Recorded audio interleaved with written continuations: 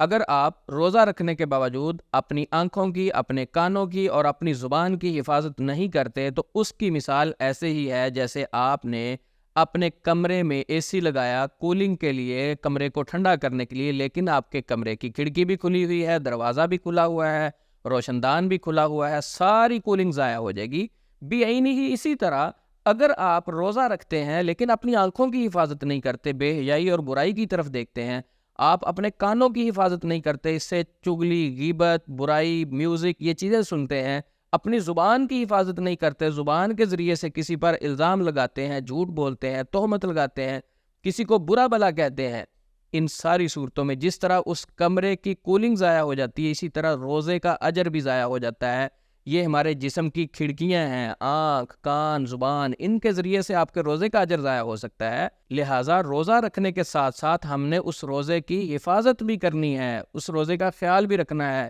یہ نہ ہو ہم روزہ رکھیں سوائے بھوک اور پیاس کے ہمیں کچھ بھی نہ ملے۔ تو روزے کے اجر کی حفاظت کے لیے اپنی زبان، اپنی آنکھوں، اپنی کانوں کی حفاظت کے ساتھ ساتھ جھوٹ سے بچیں، بے حیائی سے بچیں، برائی سے بچیں، ہر گناہ سے بچیں، ہر اس چیز سے بچیں جس سے شریعت اسلامیہ نے ہمیں منع کیا ہے۔ اللہ رب العزت سے دعا ہے اللہ رب العزت ہم سب کے روزے قبول فرمائے اور ہمیں اپنے روزوں کی حفاظت کرنے کی بھی توفیق دے۔ سلف صالحین کو دیکھیں تو رمضان المبارک سے پہلے وہ انتظار کیا کرتے تھے 6 ماہ قبل کے ہماری زندگی میں رمضان آ جائے، جب رمضان آتا روزے رکھتے، روزوں کی حفاظت بھی کرتے اور 6 ماہ بعد تک دعائیں کرتے کہ یا اللہ یہ ہمارے روزے قبول فرما لینا، اللہ ہماری بھی عبادتوں کو قبول فرمائے۔ السلام علیکم ورحمۃ اللہ وبرکاتہ۔